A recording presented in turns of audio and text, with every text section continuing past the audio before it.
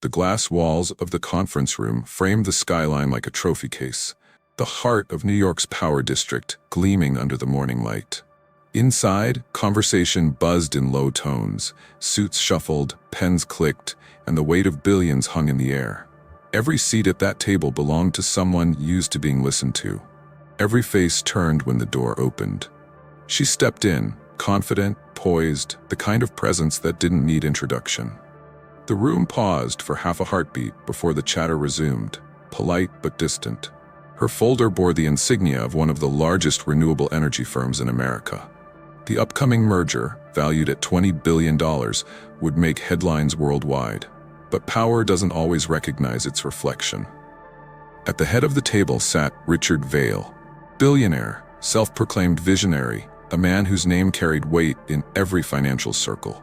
His reputation was the kind that could fill a room before he even arrived. Everyone knew his style, charming in public, dismissive in private, allergic to being challenged. As she approached, he gave her a quick glance, the kind reserved for assistants and interns. She extended her hand, a gesture of respect, of equality. He looked at it, then up at her face, and said with a smirk that carried the full confidence of entitlement, "I don't sit close to staff." Laughter trickled through his team, awkward and uncertain. No one dared correct him. The kind of silence that follows humiliation spread across the table. Thick, heavy, and rehearsed. She didn't move her hand, didn't look away. Then slowly, she lowered it and smiled. The kind of smile that doesn't fade easily, the kind that remembers. The sound of her chair sliding back as she sat was the only thing that broke the quiet. Across the table, Vale was already shaking hands with her male colleagues, greeting them by name, talking loudly about innovation and legacy. His voice filled the room, but his awareness did not. She aligned her documents, her motions steady, her eyes fixed forward. Her composure wasn't submission, it was control. Because what Vale didn't realize was that the woman he'd just dismissed as staff wasn't an assistant. She was the one person in that entire skyscraper authorized to sign off on the merger, or shut it down completely. He had mistaken silence for weakness, and that mistake was about to cost him everything. If you're new here, make sure to subscribe to Echoes of Hope Stories HQ, where real stories challenge silence and redefine respect. Drop the flag of your country in the comments. Let's see where you're watching from. Back in that room, every small gesture told a story. The way Vale leaned back in his chair like a throne, the way his assistants waited for his cues before speaking, the way her own team glanced sideways, unsure how to respond. Respect in places like this wasn't given, it was tested. She opened her folder, each page precisely ordered, numbers waiting to speak louder than prejudice ever could. Vale's laughter echoed again, this time thinner, forced, like someone desperate to prove they still owned the room. He didn't know that the clock had already started ticking. The deal was meant to define his empire's future. Instead, it would become the moment it began to crumble. Because in less than an hour, the same woman he refused to shake hands with would quietly send a message that would freeze his company's entire $20 billion operation without raising her voice. And by the time he realized what had happened, the empire that once stood on arrogance would already be collapsing from the inside. The meeting hadn't even begun, but his fall had.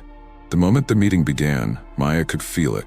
That familiar, invisible shift in the room. The kind that didn't announce itself but lingered like a faint static in the air. Richard Vale leaned back in his chair, legs crossed, his tone smooth as he spoke. Not to her, but around her. "Ethan, what's your department's projection on Phase 2? He asked, eyes never meeting Maya's. Ethan looked uncertain. Everyone in the room knew it was her data being presented.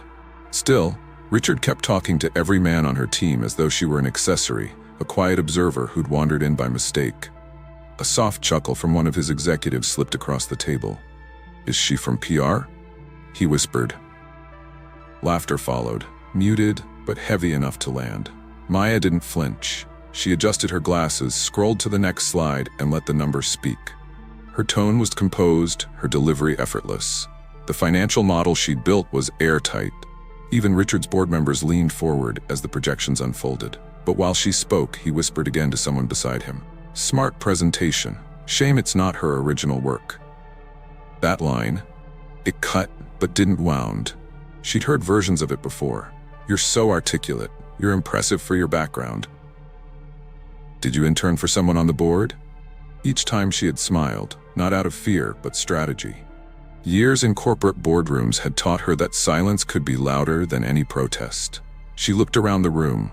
All men, all waiting for permission to acknowledge her authority. It wasn't overt hatred she was facing today. It was something colder.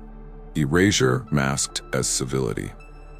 She remembered her first internship years ago, when a director once handed her his coffee order and said, "You look like someone who knows how to handle things." He didn't mean data. He meant obedience. And yet, here she was, leading one of the largest energy merger evaluations in the country. The irony would have been amusing if it weren't so exhausting. "Mr. Vale," she said finally, cutting through the hum of whispers, "if you'd prefer to continue ignoring the author of the deal, I can save us all time and pull the proposal." That silenced the room. Richard's smirk faltered, just a fraction, as he turned to her for the first time. "I wasn't ignoring you," he said, "just making sure the right person was presenting." Maya tilted her head slightly, eyes steady. "Then perhaps you should have asked the right person to begin with." No raised voice, no anger. Just quiet authority, the kind that forces people to see what they've tried to overlook. She clicked to the next slide, each point delivered with unbroken rhythm. Her subordinates watched her, a mix of pride and fear in their faces. They'd seen this before. The subtle ways racism hid behind professionalism. The comments that were never written down. The laughter that wasn't loud enough to report. Still, Maya didn't let the moment slip. Every graph, every metric, every controlled pause reminded them she was not a seat filler. She was the strategist whose analysis would determine whether Vale Global Industries survived the next fiscal year. As the presentation concluded, a quiet stillness fell. The only sound was the soft hum of the projector cooling down. Richard leaned forward, studying her. "Impressive work," he said finally. "Did your supervisor assist with these projections?" The question was deliberate, a test, wrapped in false flattery. She smiled, the kind of smile that didn't reach her eyes. "No, Mr. Vale, but if you're asking whether a man helped me, the answer's still no." The room went silent again. Even her team avoided her gaze, afraid that acknowledging her victory might cost them later. That was the thing about racism in rooms like this. It didn't always shout. Sometimes it smiled, shook your hand, and took notes while quietly deciding your worth. But Maya wasn't there to be measured. She was there to weigh him. And by the time this deal was done, Richard Vale would realize that underestimating her was the most expensive mistake of his career. She was no one's staff. She was the storm he never saw coming. Halfway through the meeting, just as the tension began to settle into a forced rhythm, Richard Vale leaned back, his tone light, almost amused. "Well," he said, swirling his pen between his fingers, "it's refreshing to see diversity represented, even if just for optics. The market likes that these days." The laughter that followed wasn't real. It cracked in the air and died mid-breath. A few uneasy glances darted around the table. Some of his executives shifted in their seats, unsure whether to laugh or disappear into the floor. Maya didn't move. Her hand, resting on the pen she'd been holding, stopped mid-note. The pen clicked softly, once, deliberate. She lifted her gaze to him, steady and unblinking. "Presence, Mr. Vale?" she said, voice calm but weighted. "You're about to see what presence looks like." The words didn't rise in volume. They didn't need to. The tone carried something stronger than anger, authority wrapped in precision. Every assistant froze. Even the air conditioner's hum seemed to dim. Richard chuckled under his breath, masking the sudden flicker of discomfort behind a practiced smirk. "Relax," he said, spreading his hands. "I was just making a joke." Maya's expression didn't change. "I've noticed your jokes tend to travel one way, up the hierarchy, never down. That's not humor, Mr. Vale. That's habit." His jaw tightened. He leaned forward, elbows on the table. "Are you accusing me of something?" She smiled faintly. "Not at all. I'm just noting patterns, like any analyst would." A low murmur rippled among the team. No one dared intervene. They could feel the balance of power shifting, not violently, but surgically. Maya picked up her pen again, tapping lightly against the printed figures. "If we're finished with optics," she said, "we can return to what you hired me for. Results." She flipped to the next slide, her voice cutting clean through the silence.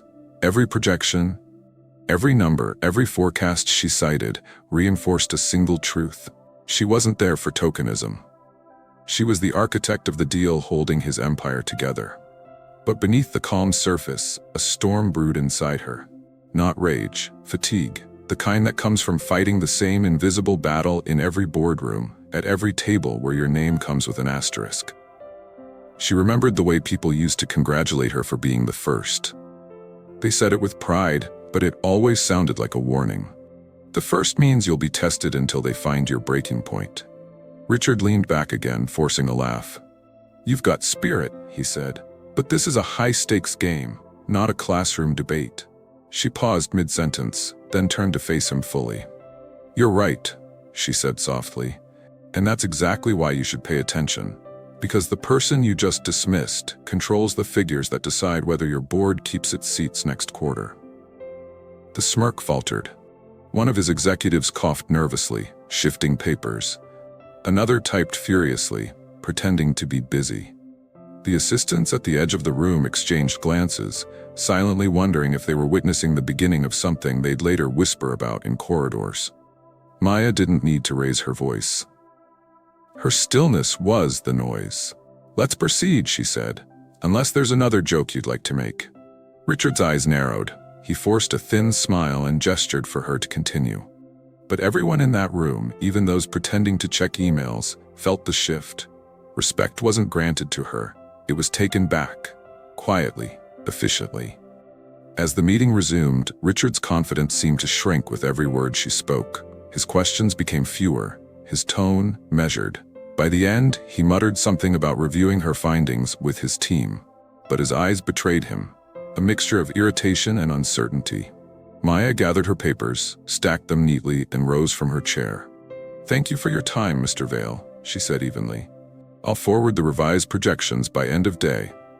As she turned to leave, he called after her. "You're not easily intimidated, are you?" She stopped at the door, looked back once. "No," she said, "and that's why I'm here." The door closed behind her with a quiet click that echoed louder than any applause.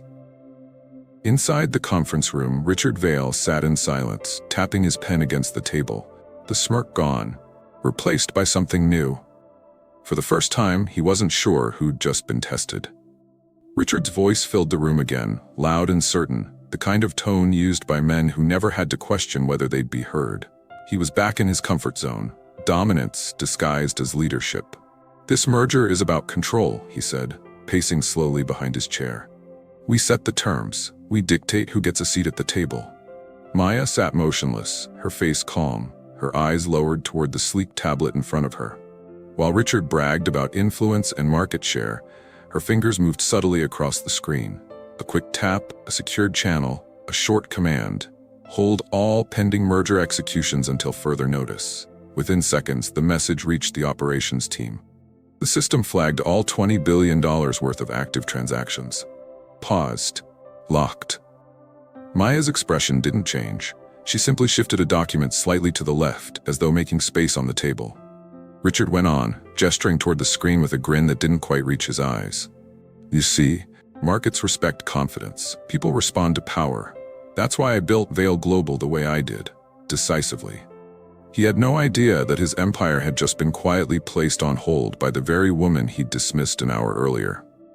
Maya leaned back, crossing one leg over the other, her pen gliding effortlessly over her notes. Every timestamp mattered now. Every minute between the command she sent and the moment he'd discover the freeze would later serve as proof of how fast respect can shift, silently. Across the table, one of the junior analysts on Richard's side glanced nervously at his tablet. His feed froze. The numbers that had been streaming moments ago suddenly went gray. He tried refreshing. Nothing. "Something wrong?" Maya asked softly, without looking up. The analyst hesitated. Data feed's down temporarily." Richard waved it off with a chuckle. "IT always picks the worst time. Keep going, Maya." She nodded. "Of course." Her tone was serene, but her mind was razor sharp. She wasn't angry anymore. Anger gave him too much relevance. This was something else. A quiet reclamation of power. Silence isn't surrender, she thought. It's strategy. As Richard continued boasting about quarterly dominance and overseas expansion, she noted the exact minute his firm's financial motions slowed. 11:42 a.m. She marked it down with a neat line on her notepad. The assistants exchanged uneasy glances. Someone whispered that their trading platform wasn't responding. Another mentioned that internal authorizations were timing out. Richard brushed them all off, too focused on hearing his own voice. "You see, Maya," he said, grinning, "leadership is about keeping people in their place. Confidence doesn't need permission." She smiled faintly. "And consequences don't need warnings." He didn't catch it. Not yet. Minutes later, his chief financial officer entered the conference room in a hurry, tablet in hand. His face had gone pale. "Richard, we've got an issue," he murmured, lowering his voice. "All merger operations just went into administrative hold. No approvals are processing." The room went still. Richard frowned. "That's impossible."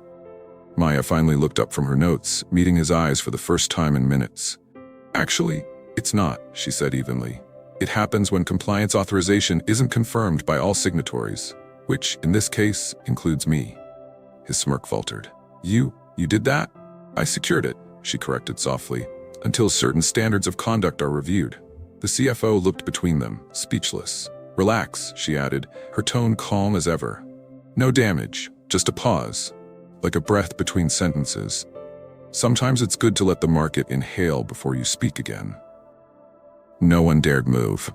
Even Richard's team looked at her differently now, not as the token presence at the table, but as the silent hand that could stop a billion-dollar heartbeat with one message.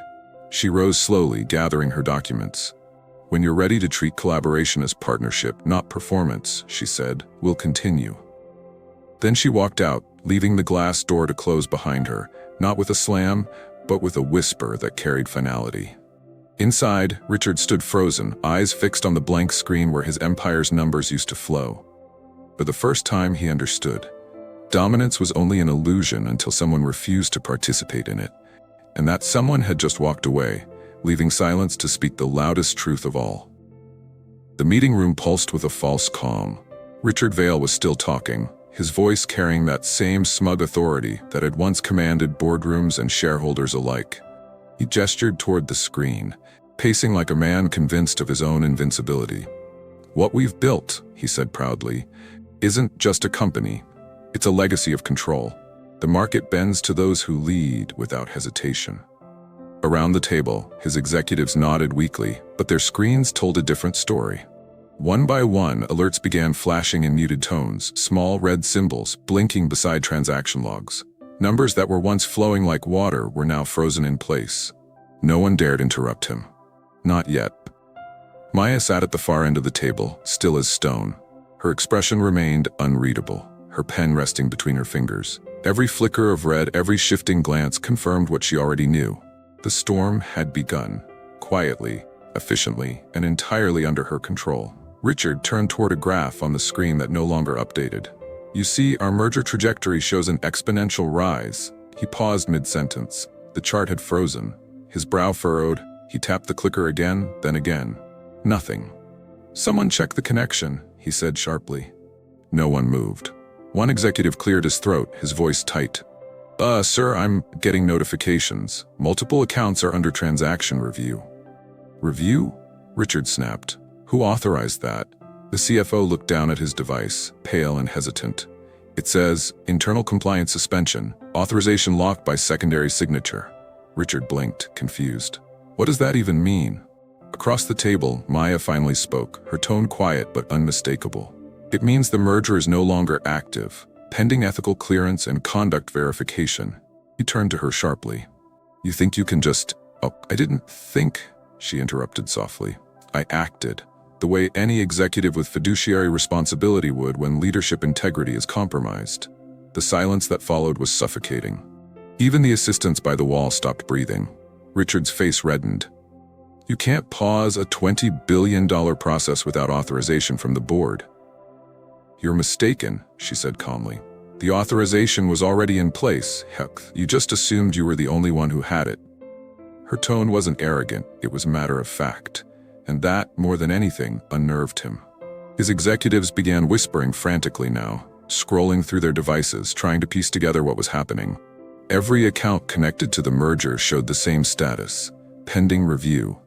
Richard's voice cracked. "Who the hell do you think you are?" Maya looked up slowly. "The person who warned you. Silence isn't surrender, it's strategy."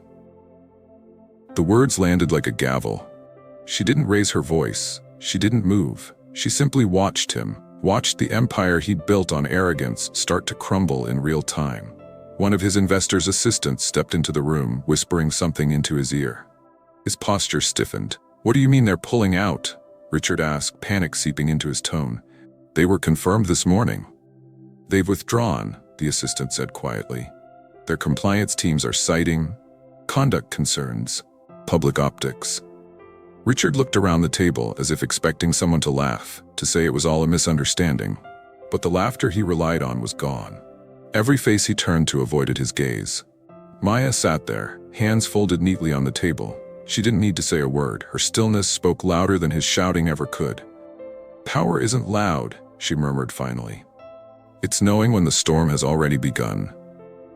And the storm was here.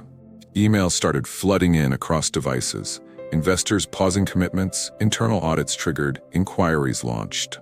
The empire Richard bragged about was bleeding confidence with every passing second. He stumbled over his words, tried to pivot back to his pitch, but his voice wavered. "This is temporary, minor technical." No one believed him, not even his own board. By the time the meeting ended, his screen was blank, his confidence shattered. The only thing left echoing in that room was the calm, controlled rhythm of Maya's footsteps as she stood and walked out. Not a word more, not a look back. In the silence that followed, the realization settled in like dust after a collapse. She hadn't just paused his merger, she had paused him. And for the first time in his life, Richard Vale learned that power didn't belong to the man who shouted the loudest. It belonged to the woman who stayed silent long enough to watch him destroy himself. The elevator doors closed behind Maya, sealing off the chaos upstairs. Inside the mirrored walls, her reflection looked calm. Too calm. The kind of composure that came after a battle won quietly, without a word of celebration. Her phone buzzed softly in her hand. One missed call from Lydia Monroe. Chair of the board, mentor, friend. One of the few women who understood the quiet brutality of corporate bias, the way prejudice disguised itself as policy. Maya exhaled once, stepped out into the marble lobby and dialed back.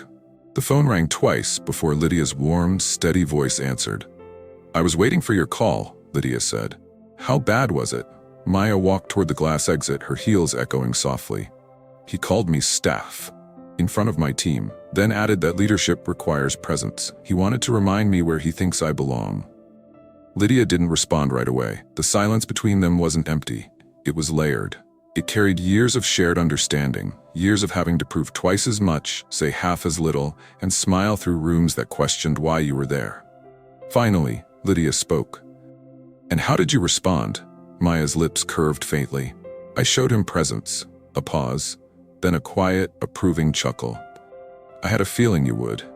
They both knew what that meant. Lydia had once faced the same tone from a different man in a different decade, and she too had learned that there's no satisfaction in shouting at arrogance, only in outlasting it. Lydia's voice lowered, serious now. "Tell me what's happening on the market side." Maya stopped walking. She looked out through the floor-to-ceiling glass, watching the city move, taxis flashing by, people hurrying to places that didn't know the weight of this moment. "The freeze has started," she said. "Every pending transaction is on hold. His board doesn't know yet, but they will." Lydia was silent again, processing.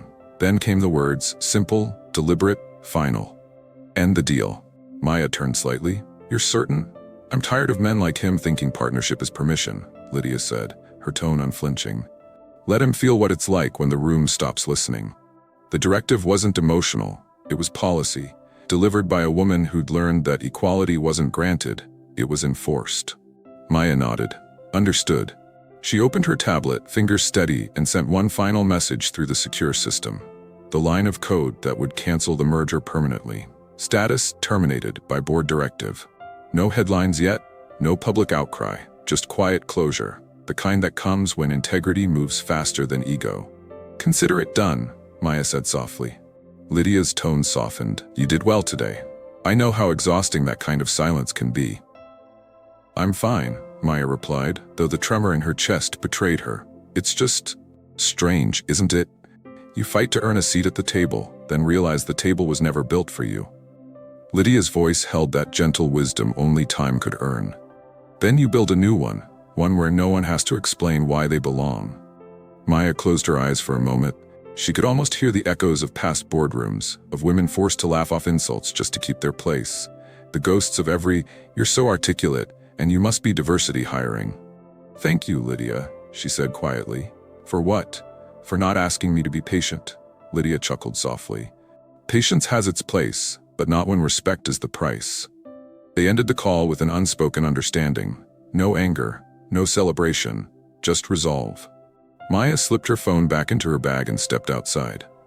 The New York wind brushed against her face, carrying the sound of the city's endless motion. Behind her, Richard's empire was already beginning to tremble. Stock whispers, internal audits, anonymous leaks. He had mocked her presence. But now, absence would cost him everything. Maya straightened her jacket, eyes steady as she crossed the street. There was no need to look back. The merger was dead. The balance of power had shifted, and for the first time that day, she allowed herself the smallest smile, not of triumph, but of quiet justice. By noon the next day, the silence broke, not with a whisper, but with a headline. Vale global stocks plummet, $20 merger halted over leadership concerns. The word spread like wildfire across financial networks. Within minutes, screens in trading rooms from London to Dubai flickered with red. Investors panicked. Analysts speculated. Journalists camped outside Vale Global's headquarters, microphones ready to devour the fall of a man who once thought himself untouchable. Inside his glass fortress, Richard Vale stared at the television, his jaw tight, his face drained of color. The ticker at the bottom of the screen rolled mercilessly. Vale Global shares drop 18% in first hour. His assistant hovered nervously near the doorway. "Sir, CNBC is requesting a statement, and Bloomberg, and the Journal. Tell them we'll release one shortly," Richard snapped. His hand trembled slightly as he reached for his phone. He scrolled to Maya's contact, the same name he dismissed only a day ago. He hesitated, then pressed call. The line rang once, twice, then went to voicemail. Her calm voice played through the speaker. "This is Maya Chen. I'm unavailable at the moment. Please leave a message." He didn't. Instead, he slammed the phone onto his desk. The irony burned him from the inside. The woman he'd reduced to staff now held the future of his empire in her silence. Outside, the sound of camera shutters filled the air. Reporters were gathering by the main entrance, their questions like vultures circling above a wounded beast. "Mr. Vale, is it true Chen Holdings withdrew over ethics concerns? Did your comments in yesterday's meeting contribute to the fallout? Do you plan to resign from the board?" He closed the blinds, blocking the view of flashing bulbs. His PR director entered cautiously. "Sir, we've drafted a statement suggesting the merger ended due to strategic differences." Richard turned slowly. "Strategic differences?" He repeated. "You think anyone's going to buy that?" The director swallowed. "It's the cleanest narrative we can offer right now." Richard looked away, his mind spinning. Every handshake, every backroom deal, every ounce of control he'd built his career on, unraveling because of a moment of arrogance. He'd underestimated her. At Chen Holdings' headquarters across the city, Maya sat in her office, phone face down, watching the same headlines scroll across her muted television. Her team was busy finalizing statements for shareholders, calm, factual, unemotional. The company's reputation had strengthened, their values reaffirmed. She didn't smile. Justice wasn't always joyful. Sometimes it just felt balanced. Her assistant entered quietly. "Maya, Richard Vale has called 3 times. Should I continue holding his calls?" "Yes," Maya said simply. "No response is a response." The assistant nodded and left. Maya turned her gaze to the skyline. The same city that had once demanded her to prove herself now echoed her power back to her, not in applause, but in respect earned through restraint. Back at Vale Global, panic deepened. Analysts began to question Richard's leadership. Rumors spread, whispers of a board vote, of private investors reconsidering alliances. His empire, once stable, now shook on foundations built too heavily on ego. The phrase, leadership concerns, haunted him. It wasn't just about numbers, it was about reputation. And reputation, once cracked, doesn't heal. By evening, his communications director rushed in again. "Sir, Reuters is preparing an exposé on yesterday's incident. They have sources inside the room." Richard froze. "Inside our room?" She nodded. "Someone leaked what you said to Maya." He sank into his chair. The room felt smaller, the silence heavier. Across every financial outlet, the story took shape. Sources confirmed tensions between Vale Global and Chen Holdings stemmed from an inappropriate exchange between executives, prompting the board to reassess ethical alignment. It didn't say what he'd said. It didn't have to. The world could read between the lines. By midnight, Vale Global's stock had dropped another 12%. Board members called, but Richard stopped answering. There was nothing left to explain. He stared at his reflection in the dark glass of his office window, a man undone not by competition, but by his own contempt. And somewhere in that stillness, he remembered the look in Maya's eyes the day before. Calm, measured, unmoved. The same hand he refused to shake had just closed the door on his future. Outside, the city lights blurred in his vision. He had spent years believing that power was something you commanded. But tonight, he finally understood. Power was something you earned, and once lost, it doesn't return your call. The morning after the collapse, Richard Vale's name was everywhere, but not for the reasons he wanted. Executives' comments lead to $20 fallout. Arrogance or ignorance inside the Vale Global meltdown. Industry reconsiders leadership diversity after merger collapse. The headlines crawled across every screen in his penthouse as he sat in silence, still in the same suit from the night before. His phone vibrated non-stop. Board members, investors, PR teams, crisis managers, all of them asking one question he had no answer for. What were you thinking? At 9:30 a.m., his chief of staff entered cautiously. "Sir, you might want to see this." She placed a printed article on his desk, one from the Financial Ledger. The title was bold. "The Woman Behind the Power Move, Maya Chen, Chief Negotiator of Strategic Mergers at Chen Holdings." He blinked, scanning the lines. Chief Negotiator, not consultant, not advisor. The architect of every deal that had built her company's empire. The same woman he'd mocked for being optics. It hit him like cold water. She wasn't an assistant sitting in the room by courtesy. She was the reason he had been invited in the first place. His throat tightened. The article continued.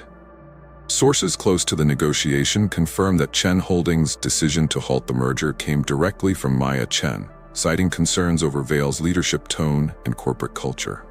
Insiders described Chen as calm, precise, and quietly formidable, a woman known for never raising her voice, yet never being ignored twice.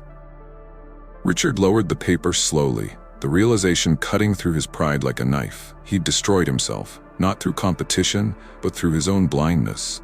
Through the arrogance that made him assume every black woman in a boardroom was someone's assistant. And now, that assumption had cost him everything.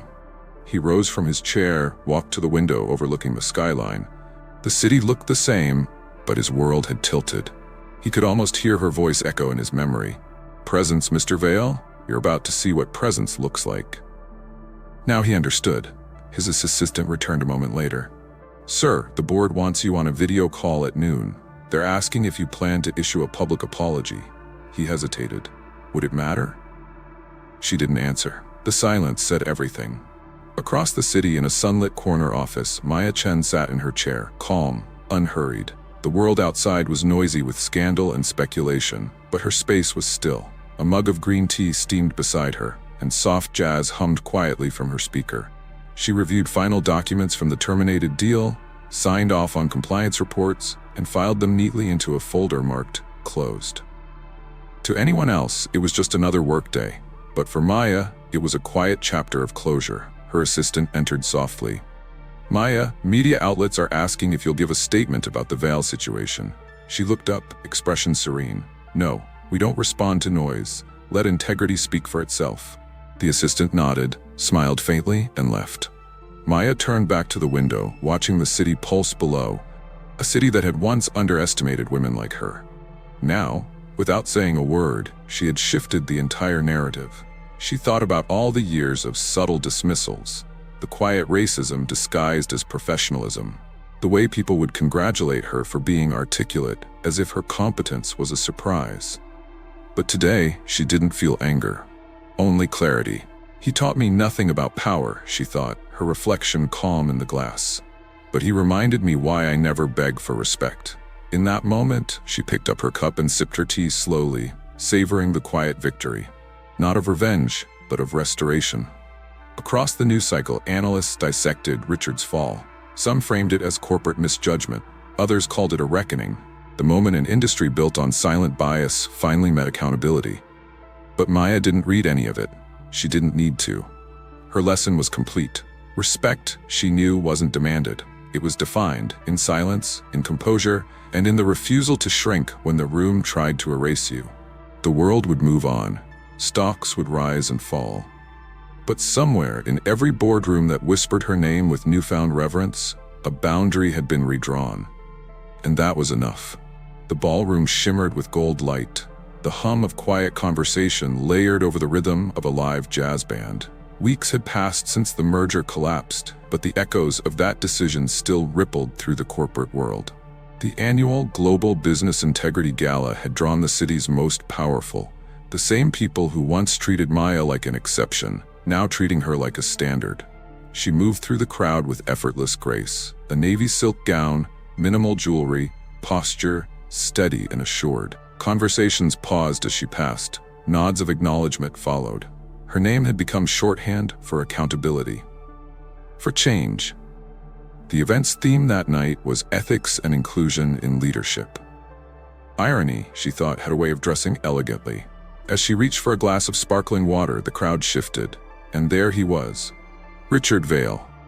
He stood near the corner of the room, surrounded by faces that no longer looked at him the way they used to. His once bright aura of power had dulled. His suit was immaculate, but his shoulders carried the fatigue of public failure. His company had survived, yes, but barely. Investors had fled. His board had restructured. The man who once spoke as if the world bent for him now moved through it cautiously, humbled by consequence.